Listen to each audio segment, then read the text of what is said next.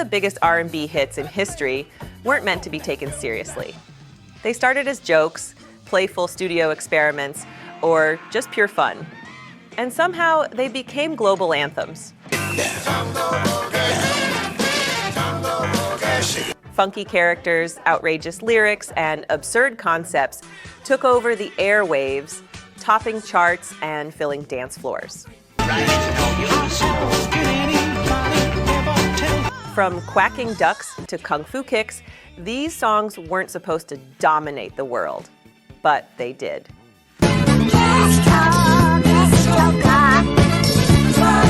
Today, we're counting down 12 R&B joke songs that accidentally became worldwide hits. And trust me, number one will totally surprise you. Number 12, Ohio Players, Love Rollercoaster, 1975. Love Rollercoaster started as pure fun, a funky idea built around the feeling of emotional ups and downs in love.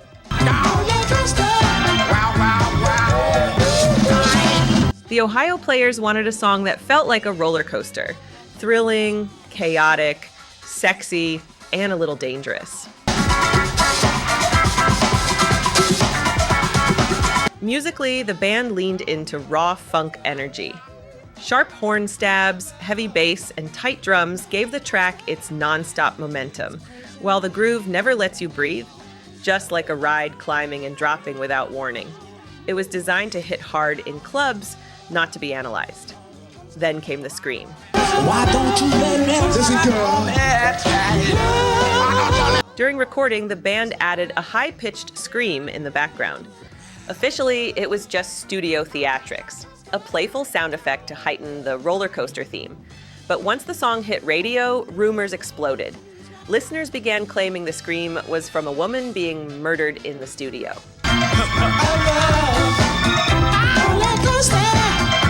The story spread like wildfire. A model supposedly killed during a photo shoot, the scream accidentally left on the tape, the band covering it up. None of it was true, but the mystery supercharged the song's popularity.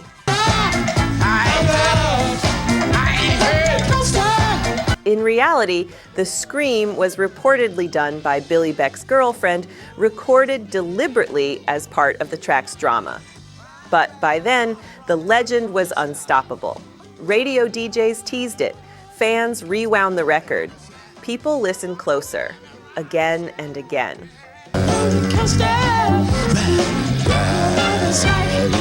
That controversy pushed Love Rollercoaster straight to number one on the Billboard Hot 100, making it one of the biggest funk hits of the decade.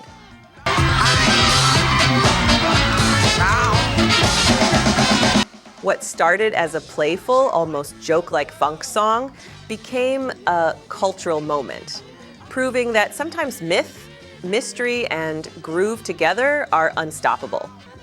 Love Rollercoaster didn't just ride the wave, it was the ride. Say what? Number 11, Kool and the Gang, Jungle Boogie, 1973.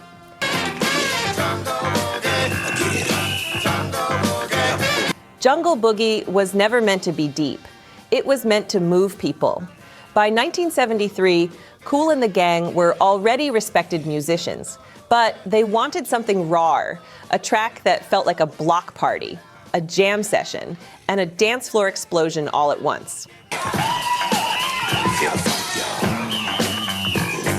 The idea came from their live shows where call and response chants and crowd energy mattered more than polished lyrics. The band built the song around a thick, primal groove, heavy bass, sharp horn blasts, simple drum patterns, and chant-style vocals that anyone could shout along to.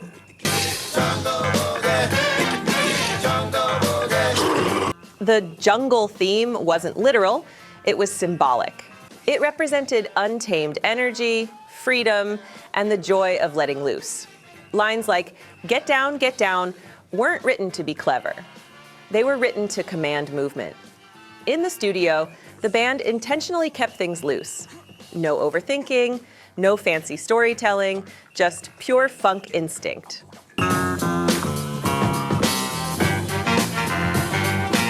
When Jungle Boogie hit radio, it exploded. DJs loved it because it worked instantly. In clubs, at parties, on dance floors, everywhere. It crossed racial and cultural lines and even found new life years later in movies, commercials, and pop culture moments. What started as a fun, chant-heavy jam became one of the most recognizable funk records ever made.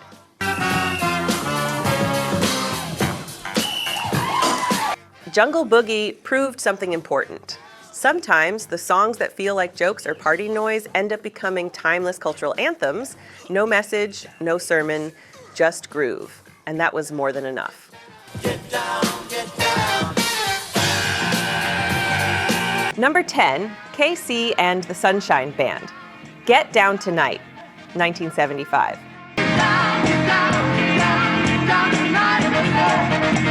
Get Down Tonight was built on simplicity and instinct, not grand ambition. KC and producer Richard Finch wanted a track that felt effortless, something DJs could drop and instantly light up a room. There was no deep message, no storyline. The goal was clear: make people dance immediately. The song's structure was intentionally stripped down.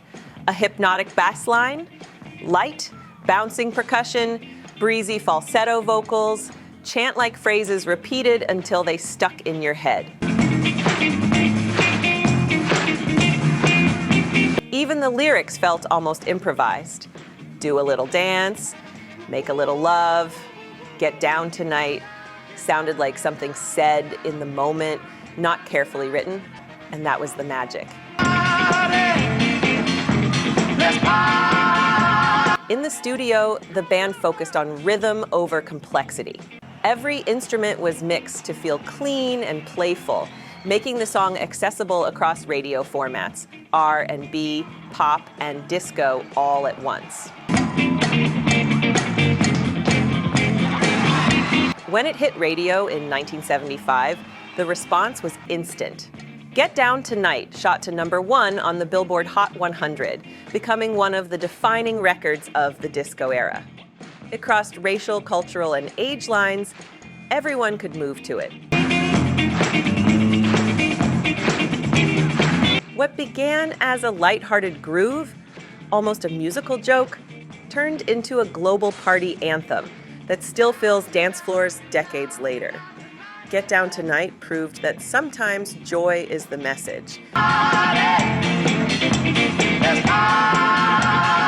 Number 9, Rose Royce, Car Wash, 1976.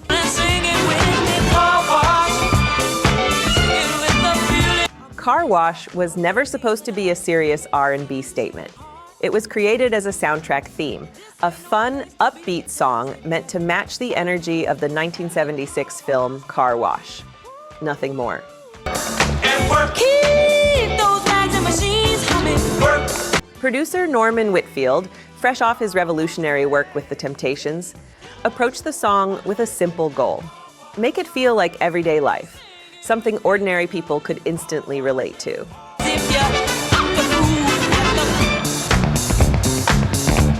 The idea was almost absurd on paper, a song about washing cars, but Whitfield flipped it into funk gold. He layered the track with bright horns, bubbly synths, hand claps, and rolling bass lines, giving it a playful, non-stop groove. The sound effects, water sprays, claps, background chatter, were added intentionally to make the record feel alive, like you were actually standing at a busy car wash.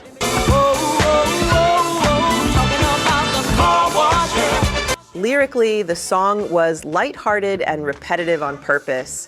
It didn't try to say much, it just wanted to feel good. And that's exactly why it worked. When Car Wash hit radio, it exploded. The song went to #1 on the Billboard Hot 100, won a Grammy, and became one of the most recognizable funk records of the 1970s. What started as a playful soundtrack joke ended up defining Royce's legacy. Car Wash proved a powerful truth about the 70s. Even the most unexpected ideas, yet when paired with the right groove, could become global hits. Simple, funky, timeless. Well, those cars never seem to stop coming. Number 8, Joe Tex. Ain't Gonna Bump No More with No Big Fat Woman, 1977. But I told her no.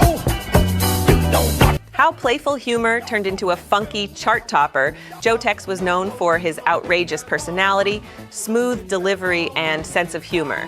And this song perfectly captured that. She's too big for me. The track was written as a fun, cheeky response to the dance craze of the 70s, specifically the bump, a popular dance move at the time.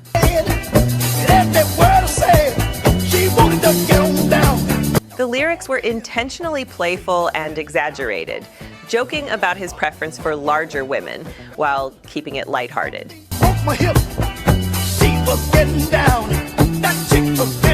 Musically, it combined funk-driven grooves, catchy horn stabs, Joe Tex's charismatic, almost spoken-word style vocals. Fans loved the humor and groove, and radio couldn't resist it. The song climbed to number 12 on the Billboard Hot 100 and topped R&B charts in several countries, proving that a joke song, if funky and fun enough, can become a serious hit. What makes this track memorable isn't just the lyrics, it's Joe Tex's delivery, energy, and personality, which turned a playful idea into a global dance floor favorite.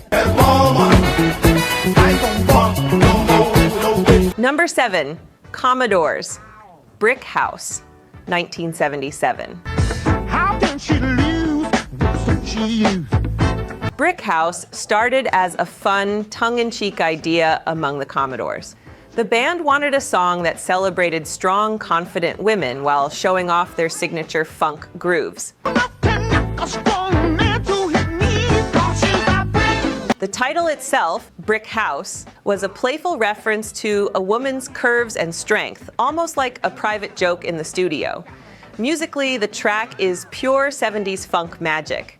Slapping bass lines that immediately grab your attention, punchy horns giving it a bold, in-your-face energy, tight guitar riffs that lock perfectly with the rhythm, Lionel Richie's charismatic vocals, playful and confident. Ain't holding nothing back. Now she's a brick.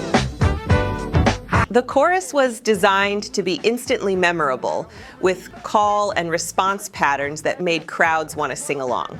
Even though the lyrics were lighthearted, the groove was irresistible and the track had universal appeal. And wish for younger days, yeah. She knows. Upon release, Brick House became a massive hit, reaching number 5 on the Billboard Hot 100 and becoming a staple at parties and clubs worldwide. House.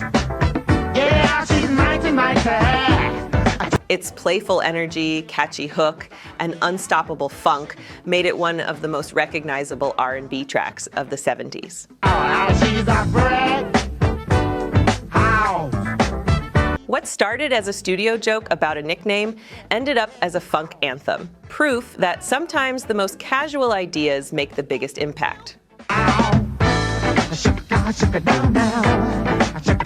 Subscribe to our YouTube channel R&B Timers for more stories and documentaries. Like, share, and join the family, because real R&B never dies. It just waits to be rediscovered. R&B Timers, timeless music, timeless soul. Number 6, David Naughton, Makin' It, 1979. Makin' It was never meant to be a serious R&B or disco masterpiece. David Naughton was primarily an actor, starring in the short-lived TV show Makin' It, and the song was created as the show's theme and tie-in single. The song's appeal came from its infectious disco beat and carefree energy. With a bouncy bass line, sparkling strings, and Naughton's cheerful vocals, it captured the optimism and excitement of youth, the feeling of wanting to make it in life and love.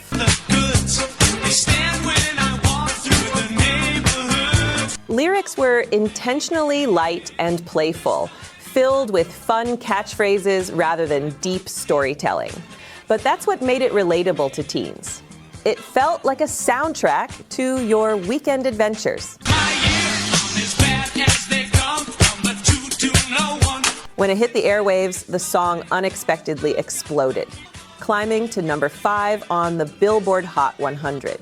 Suddenly, a TV actor with a novelty disco song became a global teen sensation, and "making it" became synonymous with late 70s disco optimism.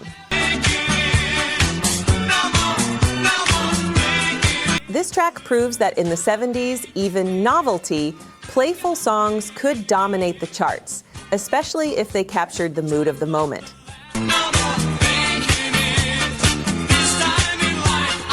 Number 5, Disco Duck. Rick Dees and His Cast of Idiots, 1976. I was on the dance floor acting strange. Disco Duck was never meant to be taken seriously. Radio DJ Rick Dees recorded it as a comedy experiment, poking fun at the disco craze of the mid-70s. The duck voice, silly quacks, and over-the-top lyrics were intentionally absurd. Basically, a musical joke. But the public loved it anyway. The track's infectious beat, disco-friendly instrumentation, and catchy chorus made it impossible not to dance along. Try my luck. Why look? People laughed, danced, and played it repeatedly at parties. It quickly climbed the charts, hitting number 1 on the Billboard Hot 100 in 1977, and sold millions of copies, shocking everyone, including Dees himself. Even Disney reportedly banned the song in some parks due to the disturbing quacking voice, adding to its legendary novelty status. What started as a joke about disco culture became a bona fide cultural phenomenon, proving that fun and absurdity could dominate the airwaves. To the disco beat. How in the world? Disco Duck reminds us that sometimes the silliest songs make the biggest impact.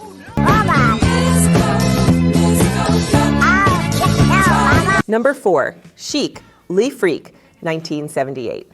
To be had by everyone, it's up to you. Lee Freak didn't start as a glamorous disco hit. It began as anger and frustration. Nile Rodgers and Bernard Edwards of Chic had been refused entry to Studio 54, the most exclusive nightclub in New York City. Instead of sulking, they turned their annoyance into music. Originally, the chorus was "far off," literally a musical middle finger to the club. They quickly realized it wouldn't fly on radio, so they cleverly changed it to the more playful "Le Freak." Spinning all around. Feel the rhythm. Musically, the track is pure disco perfection. Slapping bass lines by Bernard Edwards, Nile Rodgers' signature funky guitar riffs, crisp drums, and lush strings. Niles and Lucy Martin's vocals commanding the dance floor. All around. Feel the rhythm. Released in 1978, Le Freak became an instant sensation, topping the Billboard Hot 100 for 6 weeks and becoming one of the best-selling singles of all time.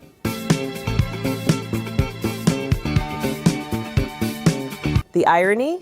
A song born out of rejection became a global invitation to dance. Le Freak proves a 70s lesson. Turn frustration into fun, and the world will follow you to the dance floor.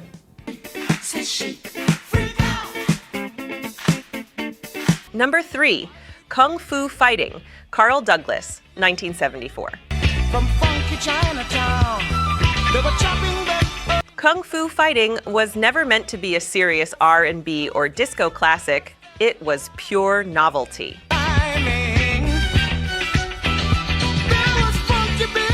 British singer Carl Douglas recorded the track after noticing the martial arts craze sweeping the world in the early 70s.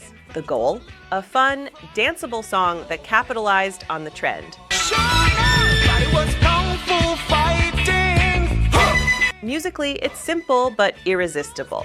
A catchy, upbeat disco rhythm, funky strings and horns, silly kung fu, hi-ya sound effects, Douglas's playful vocal delivery.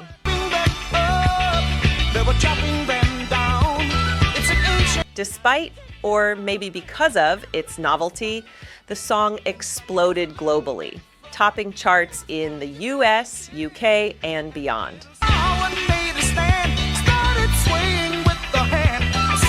Radio stations couldn't resist playing it, and its easy-to-follow chorus made it a party anthem across generations.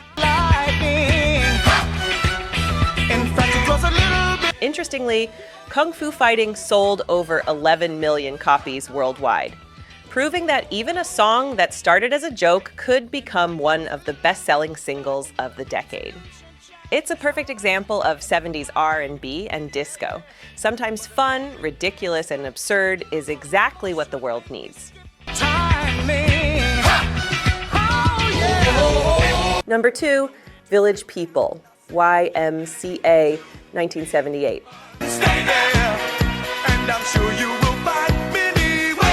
YMCA was never intended as a serious social commentary. It started as a fun, tongue-in-cheek tribute to gay culture. Producer Jacques Morali and lead singer Victor Willis wanted to celebrate the camaraderie and freedom found at the YMCA, but in a way that was playful, catchy, and theatrical. It's fun to stay at the YMCA. Musically, the track is irresistible party fuel, punchy disco beat that demands dancing, bold horn lines, and grooving bass. Victor Willis's energetic vocals with shout-along hooks, easy-to-learn arm letters, choreography that became iconic. There's a place you can go, I said, young man. The combination of camp, costume, and melody turned it into a worldwide sensation.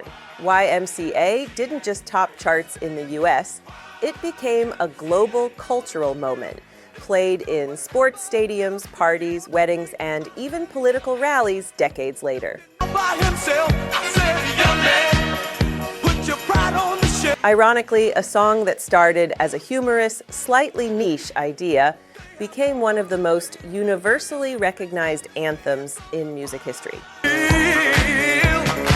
man, I was once in your... Number 1, Gimme Dat Ding, The Pipkins, 1970. Gimme Dat Ding was never meant to be serious R&B or soul. It was pure, playful novelty. The Pipkins, a British duo, created the song as a humorous tribute to a piano instrument, literally singing about dat ding, the sound of a piano hammer striking a key.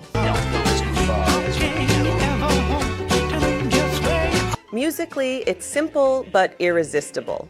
Bouncy piano riffs that mimic the ding sound, cheeky, exaggerated vocal delivery, fast tempo, and fun call and response between the two singers. Despite or because of its silliness, the song exploded internationally. It reached the top 10 in both the US and UK charts and became a party and radio favorite. Kids, teens, and adults alike loved it because it was fun, energetic, and completely absurd. The brilliance of Gimme Dat Ding is in its sheer joy and memorability. No social commentary, no deep emotion, just a ridiculous idea executed perfectly, proving that sometimes humor and a catchy groove are all it takes to create a hit. While you try.